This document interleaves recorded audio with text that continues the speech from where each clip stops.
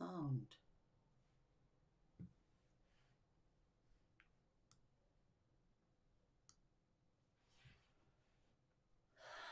Gosh.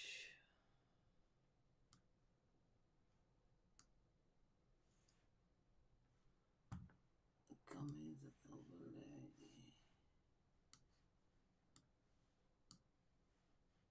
Can you go there? I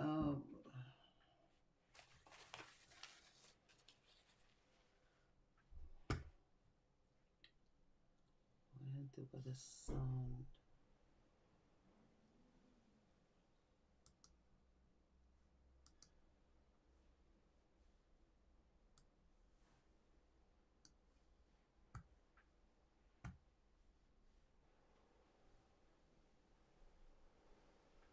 Um,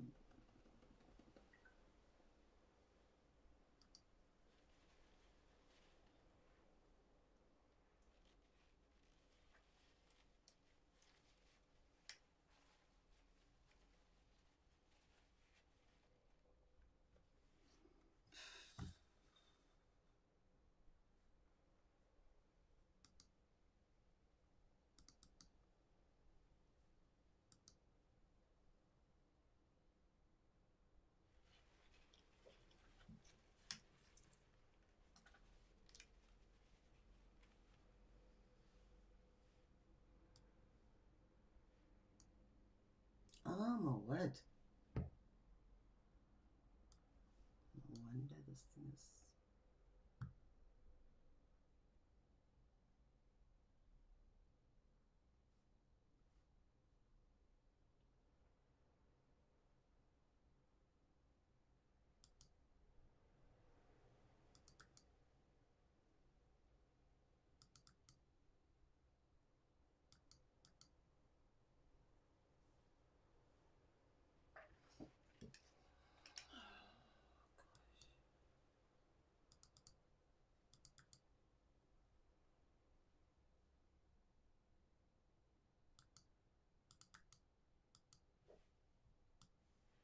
Why did that thing go off?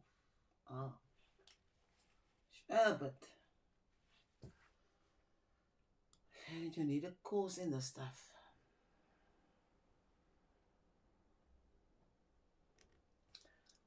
Hi guys, whoever's there, you can see I'm like struggling with this flippin' computer. My own fault. Let me know who's in the house, and then I can say hi to you guys. Still got a couple of, well, not even 2 minutes. I don't know. This time is completely wrong, yeah. Okay. Whoa. 10 minutes off. Whoa, whoa, Hi, only take a thumbs up. whoa. I dedicate this song to you, my beautiful people. My beautiful people, come and sing along, yeah. Here I got a song for you, my beautiful people. My beautiful people, come and sing along, yeah. There are many things we cannot hide. There are many bonds that can be undone. Just like our bond, yeah. Everything in life is a sacrifice, but I know it was worth the price, for I did it for you. Here I come with a song, oh beautiful people, oh beautiful people, come and sing along, yeah. I dedicate this song to you. Hi guys, yeah. Listen, I need to be kicked because I don't know how my own program works anymore. Shannon here, school corridor, and I want to talk about Educator Worktime because that is what one of our community members have requested, right? So I'm just going to roll on. I have shared this on YouTube as well and on my private page, so be very interesting to see once I watch a recording whether it worked. Because, like I said, my program is so sophisticated and I'm lagging behind. So I need to teach myself properly. But today's discussion is about educator work time. And I think that's an interesting topic because, you know what? I found the WCED policy on educator scheduled working time. And I thought, let us look at the WCED's policy document. One, that you become familiar that there is policy on your work time. Besides our scheduled, as educators, our scheduled working time as stipulated in the Employment of Educators Act, in the PAM document, in all the ELRC resolutions concerning conditions of employment of educators.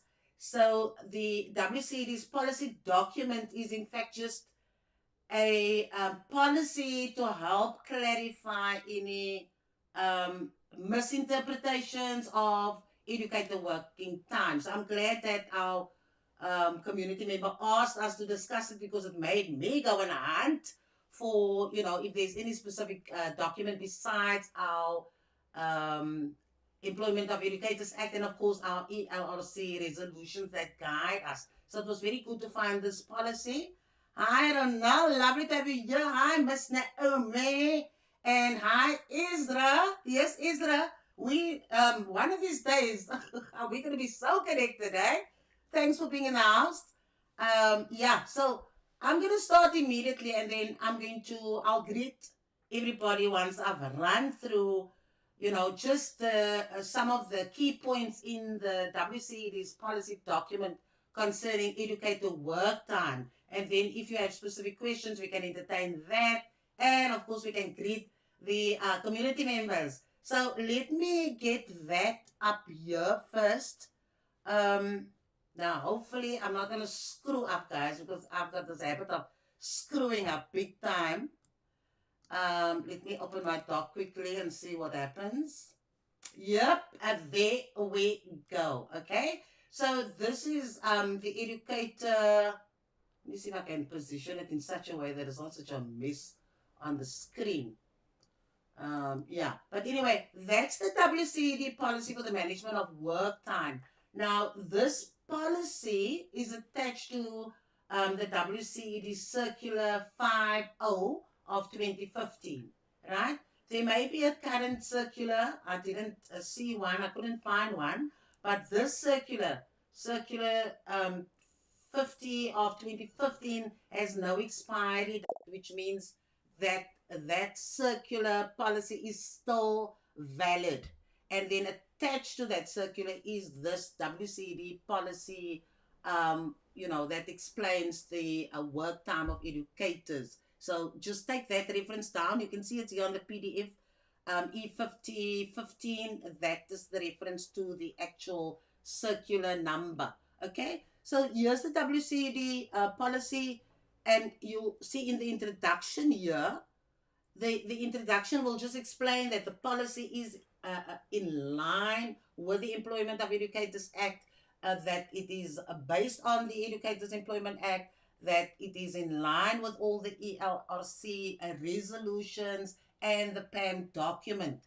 Right? So this policy is just the WCED's way of clarifying any misinterpretations of educators who don't understand fully how their work time, their scheduled work time operates. Okay, so you can read that in the introduction, and then of course in section 2 of the policy we get the legal framework, the reference of it there, and you can see the National Education Policy Act is referenced, of course our Employment of Educators Act is referenced, and all those other references over there that are relevant. Then section 3 gives us the definitions. So I think that's critical that you actually look at those definitions, but I'm going to move on.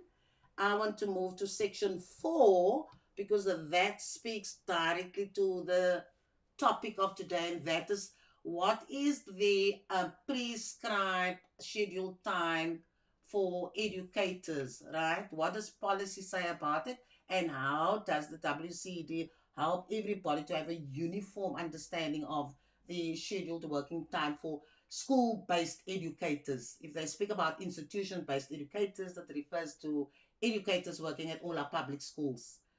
Um, and then you will notice that when the reference is made to your working time, it refers to the time that you spend at school. That will be your formal school day, right? And it also refers to after hours work. So your working time includes your normal school day plus after hours work. So you'll see there, it gives you a detailed explanation here. It speaks about all the time during a school term, both inside and outside the formal school day. And it also includes those days that are specified or stipulated for admin days. And I'm thinking specifically of when the new year starts. There are two prescribed, um, days at the beginning of the year when teachers have to report to school, and that's also covered over there. And then, of course, you've got a lot of detail there, right? So let's just look at 4.3. 4.3 says that the formal school day must at least be 7 hours. Now, it doesn't say it must be 7 hours. The regulations, the acts all speak about it must be at least 7 hours, which means that the day can be longer than 7 hours. And that explains why you are still on duty if you have to perform school related tasks like attending meetings, staff meetings, department meetings, whether the education department calls you to a meeting. That is in fact covered by that point, that it's the scheduled working time is inclusive of your formal school day, which must be at least 7 days, and it also includes the hours after your normal formal school day has ended. Okay, so you can read the detail over there, and then I'm going to skip this overtime stuff here. I just want to go to number 5, because number 5 gives you more clarity on section 5 there on the formal school day, and there's reference to the ELLC resolution 7 of 98. And in the policy, the WCED does acknowledge that teachers are working far more than the required 1,800 hours per year, right? If a school year is 200 school days, and you have to be at school 7 hours, multiply that, you get 1,400 hours. And obviously, you all are working far more. Most of our educators are working far more than the 1,800 hours that we must account for per year. Okay, so that acknowledgement is in this policy document as well. And then number 5.2 just speaks about that if you must work 7 hours a day, that means that you must be able to account for 35 hours that you need to be at school. And if you are working 7 hours every day, then it's 7 times 5. But most schools make adjustments. It is the Friday adjustment. And so obviously that time must be worked in on other days. And that arrangement is usually agreed upon by the district office as well. So if you're at school where that is functioning like that, then obviously that document is a long time on file at the education department. So that is why you probably close at 1 o'clock on a Friday, and then you have to work longer hours from Monday to Thursday. So that is covered in 5.2 in this policy document. And then, of course, number 5.3 just gives you the notional time, the time that you must spend teaching each of our phases and grades. So I'm not going to cover that because it's just outside the scope of what we're talking about today.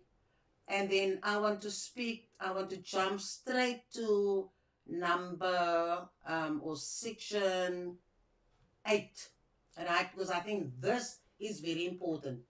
The core duties of educators. Now, your core duties are spelled out in your job description, and your job description you will find in the Employment of Educators Act. You will find it in the PAM document, and I see there's the PAM document has been amended So there's the latest copy I see is in September 2022, right? So hopefully if you want to engage the PAM document, then you download the latest one, which I found very interesting just as an aside, because the amended PAM document also has the job descriptions of your office-based educators, you know, your circuit managers, the subject advisors and all that. That's all in the amended PAM document that has been gazetted on September 2022.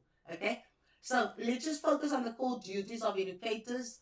There you can see it's expected of all educators to perform core duties both during and outside the formal school day, right? So it's absolutely clear that your work day doesn't end when your school day ends, right? So the formal school day must be at least 7 hours, and the regulations make it very clear that you will have work outside the formal school day. Then those are the duties that educators must perform in 8.1. You can see there that there are 7 core duties right across all post levels. So there's scheduled teaching, and your scheduled teaching will be determined by the percentage that you are supposed to teach, whether you're at post level 1, 2, 3, 4. And that's all spelled out in this document as well, mind you, but it's also in the PAM document, so you can see how much teaching time must be allocated to a post level 1 teacher, post level 2, post level 3, and post level 4. So there must be scheduled teaching. These are your core duties. This is a non-negotiable, right? You must comply with this. So your scheduled teaching. Notice number B, this policy document also speaks about the relief teaching. So if there's absences at your school in terms of your educator staff, then your core duty is in fact to do relief teaching as well. C covers the extra and co-curricular activities. D speaks about pastoral duties. That is also important because sometimes teachers think that is a voluntary exercise, that you can decide if you want to go on playground duty, you can decide if you want to do scholar patrol. These are prescribed core duties of all educators. And then of course administration, that we know very well. Number F over there is if you have supervisory and management duties, then that forms part of your core duties. And number G speaks to the professional duties. That is also very interesting, and I think it's good for teachers to know that your professional duties include your meetings that you have, whether you have staff meetings, whether you have department meetings, grade meetings. Those meetings are not voluntary meetings. You can't decide whether you want to attend the meetings. In fact, you have to attend it because it's one of your core duties. I'm sort of emphasizing that because I know a lot of the, sometimes grade heads and departmental heads have problems getting teachers to come to the meetings because they think it's a choice issue, right? And here the policy document specifies clearly that those professional duties include your meetings, right? Include your workshops. I found this especially interesting around the workshops and seminars and conferences, but the workshops especially. Eh? And I'm thinking particularly of departmental heads who have to ensure that there's always quality teaching and learning taking place, that the learners' results, their performance in their assessment show that they are achieving, and and if the departmental head picks up any problems, any gaps, then that departmental head is obliged by law, according to that departmental head's job description, to devise intervention strategies and do professional development in that particular department, right? So it's a specific need in that department, for example. And so the departmental head is supposed to then organize a workshop to address that specific need, and then all teachers are then expected to attend that upskilling or that workshop that is going to, be training for the educators in that phase, in that grade, in that department. That I'm sort of nagging about this because again, I'm just thinking in terms of subject heads and grade heads, if they want to address particular curriculum gaps, teaching gaps, competencies that they pick up that are lacking, then you can in fact organize a grade specific workshop, and then the educators are compelled to attend those workshops, right? Then, of course, we get to the planning, preparation, and assessment and evaluation. Now, that because that is pretty straightforward. You're always planning your lessons, planning how you're going to do, how your lesson is going to flow, and of course, doing the assessments and the evaluation, doing the assessment tasks, and then marking and everything.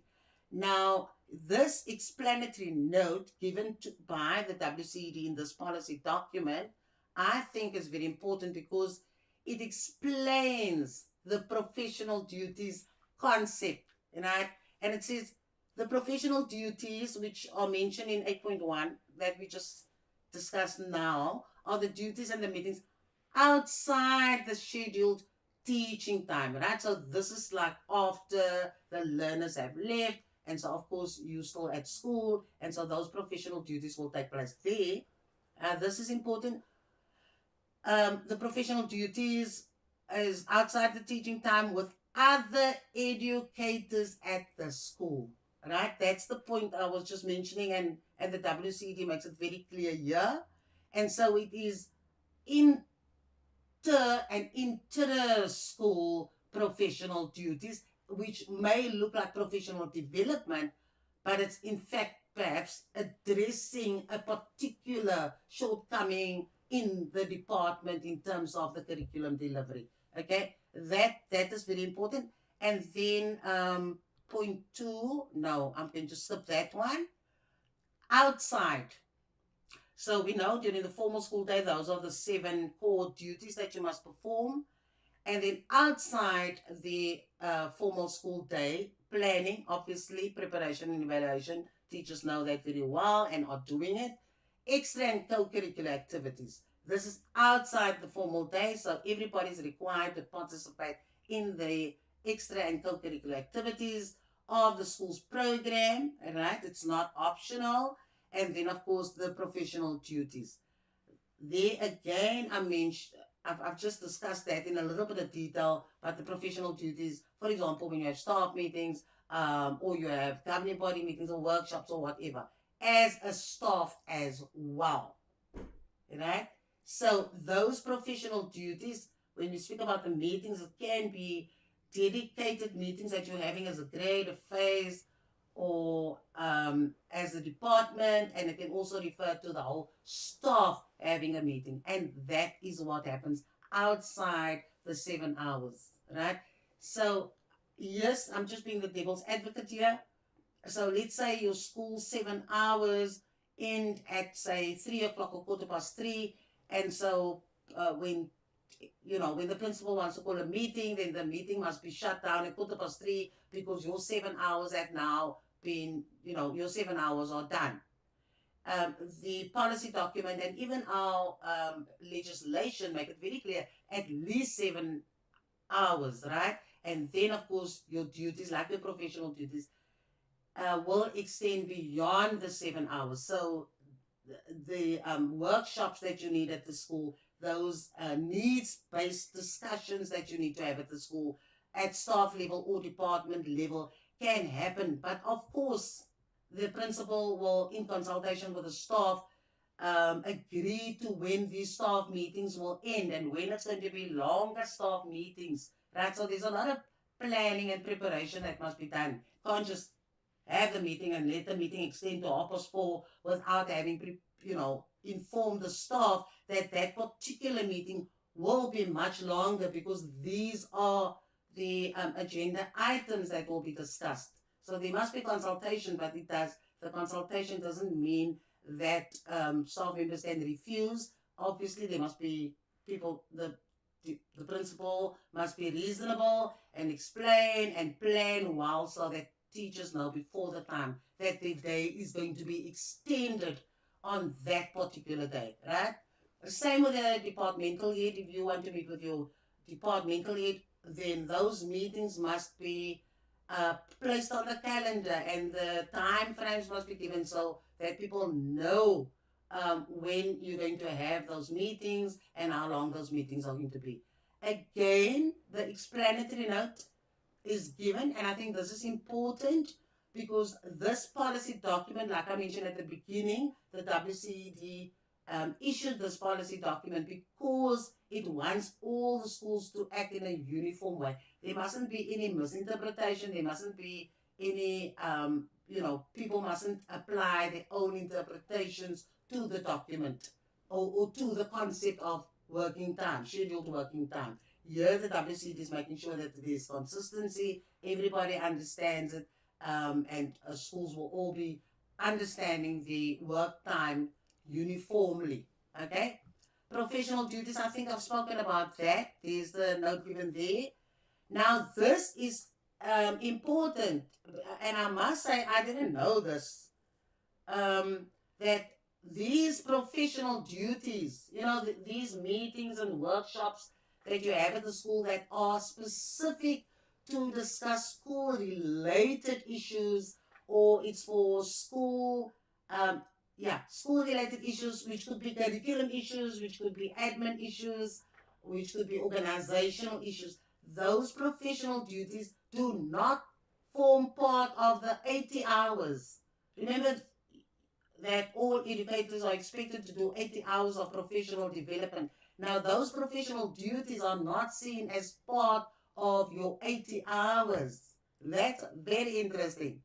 Then, of course, then we get to point number, that is the explanatory note, Roman 2, and it explains there that the professional development relates to the development of staff in curriculum and school management as part of the normal work responsibilities.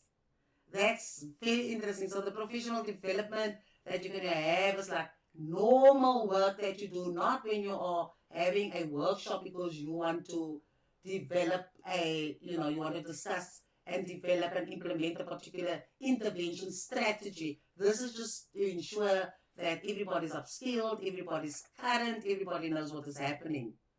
That is also a very important point. Then the last point before I'm going to open it to those who are online is, let's see if I'm sure you can see that. Educator development, again, read through that section. I just want to cherry pick some of the stuff here. Professional development 9.1.1. Professional development as part of the educator's core duties, right? So professional development is prescribed. It's not a choice, right? It's something all educators must do. And then they just explain that you mustn't do it during the scheduled teaching time. And the professional development that you do as a school, because you want to uplift the school, you want to improve the teaching and learning at the school, you want to upskill the leadership in terms of how to manage people and how to do the admin, all those professional development activities, which could also be regarded as professional duties, right? Because you're doing everything in terms of how it relates to your school and in order to help you perform at your best at the school and do things correctly and efficiently and effectively. Okay? Those professional development sessions are not also seen, like I think I mentioned this, part of your 80 hours. The 80 hours in 9.1.2 refers specifically to generic or, general training that is developed and offered by the WCED, by your employer. So that is where your 80 hours will be covered. So when the the subject advisors call for a meeting, or any other official, then those meetings will tap into the 80 hours, right? Um, the policy does say you can, with the permission of the district director, have some of those professional development sessions that you have at the school, have it seen as part of your 80 hours. Okay. Yeah.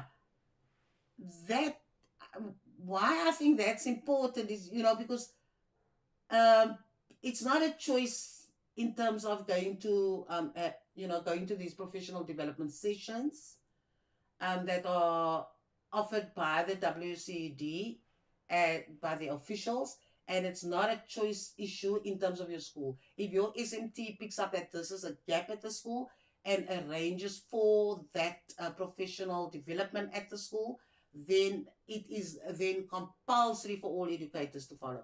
And of course, there is your school development plan where you would have specified what interventions or what training or what upskilling you need, right?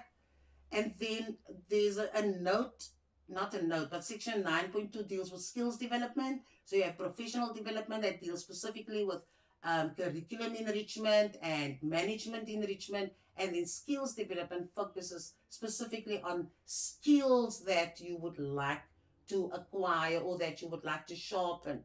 And those skills can range from computer skills to interpersonal skills, any skill that you would like to develop at the school for of all educators, that will fall under skills development, and the policy is also clear on that must be budgeted for in your school budget, right? And then of course the district also offers a skills development plan. Now let's say you have technology. All teachers must now be they must be digital citizens. They must be able to interact with the internet and with the web and so on. And so if teachers are not equipped, then that would be skills development, and that means that the principal together with the SMT will then target that particular area so that you can upskill people in terms of the technology so that they can add value in the classroom and of course in terms of the general running of the school. Yes, and then of course the district office also, like I said, also has a skills development program, and then teachers can also attend those skills development program. So that is just on the scheduled working time. You'll notice that this policy speaks to leave dispensations. It speaks to, let's see, that's the leave. And then it speaks to attendance records at the school. It covers quite a bit. And then, of course, it does, again, just remind everybody that you need to comply with this policy, right? So this policy, like I said, is WCED's policy on the management of educator work time. And I think it's critical that that your principal and SMT understand this. And I think it's important, well, I believe that it's important that educators also understand this, and especially our aspiring SMT members, right? We must engage the policies. So I'm going to close this and then see who's going to chat with me, and then I'm going to put up face. Yeah. Okay, let's see. What else is I'm also technically challenged, right? Are there any questions that you guys want to ask? Sukaina, okay, Sukaina Miller, lovely to have you here. Thanks for joining us. And then, of course, Ronald is my loyal school corridorian, and so is Isra. And Isra, it was lovely seeing you at the online session as well, and for your participation there. Yeah, I'm rooting for you. Right, any questions that you want to ask concerning the work time? And I think I wonder how many of our SMTs understand this and principles, because I think it's critical that you understand, all the acts that apply and all the policies that apply, because you must equip yourself with with knowledge of the acts, of the legislation that applies to education, of the policies that exist, of the WCED policies that exist. You must be familiar with the Western Cape Provincial Education Act. I think it's important that as educators, that we know in what legal framework we're operating. And especially if you're a school manager, you must engage these documents, right? Okay. So I'm quite happy to take questions. Thanks, Naomi. Naomi is asking a question here. So do the total amount of annual hours amount to 1,800 plus 80? Where did you get the 80, Naomi? Okay, so it's Naomi, it's 1,800. We must, as educators, the educators must account for 1,800 hours per year. Okay? And if I didn't make myself clear, usually we have about 200 school days. Sometimes it's 198 school days. But let's work on the average of 200 school days. So it's 200 times the 7 hours will get you 1,400 hours. Then the remaining 400 hours will be used by teachers who stay, longer than the 7 hours at the school, doing extramural activities, doing interventions, curriculum interventions for children, attending meetings and so forth. Yeah. I hope I answered that, Naomi. All right. Are there any other questions? Who's still sticking around? I'm ready to answer the questions now. Yeah. Or if it makes sense, okay, yes, total is 1,800. If what I said makes sense, then you can also drop, just drop a comment and say that it does make sense what I explained. If you want to, like I said, if you want to see where this policy document is, then just go to that circular 50 of 2015. There may be a more recent circular you can check, but that, like I explained at the beginning, that circular doesn't have an expiry date. Okay? Any other points, questions? Anybody? Yeah. Nobody gonna chat with me besides Naomi. Yeah. Let's see. Ronald, no questions. Nothing? Did I clear up the scheduled working time for educators? Does it make sense that but essentially it's like the minimum of 7 hours per day, right? So those 7 hours, that's the minimum. Then the policy makes it clear that you are going to work after hours, and those after hours will also be part of your work day. But the policy also makes it clear that the principal and the S&T must, in consultation with the staff, explain, and of course your governing body also has a role in determining the school times. So there's a lot of other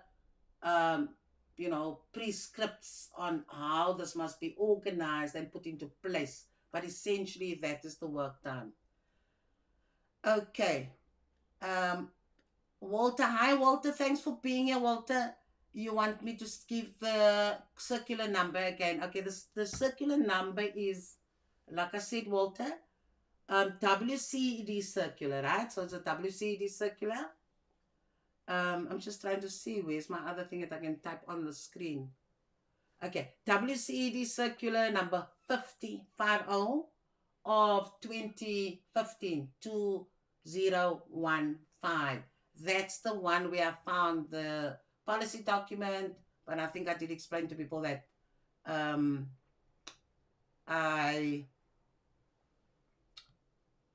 don't know if there's a more recent circular with the same policy document attached. Okay. Is there nothing else that did I cover that fully for you? I take it I must have, because I'm not getting anybody really engaging me here. Well, guys, if that's the case, if you're happy with that, then just download that circular. And I would suggest that, if your school hasn't discussed it, that you in fact, inform your school and have a professional meeting to discuss policy like this. That's the other thing I pick up at schools, that I used to pick up at schools, is that schools don't really have these mediation sessions where circulars are discussed. Circulars that are discussed are usually just the curriculum circulars. This the ATP changed and that ATP changed, or something to do with assessment. But I think it's critical that even these the policy documents that speak to basic functionality at the school, that speaks to conditions of service of educators, I think it is important that schools actually discuss it. Okay, yeah. So if there are no other questions, then I'm going to then close our session. Thanks for those who were here, and I hope you learned a thing or two.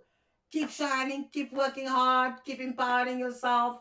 And yes, if you're an educator, work towards equipping yourself so that you can become one of our stunning school leaders. And if you're one of the heads, current school management members, then hopefully this could have given you some insight on how to deal with those questions and queries and criticisms when you run late, or when people have to come after hours to meetings and so forth.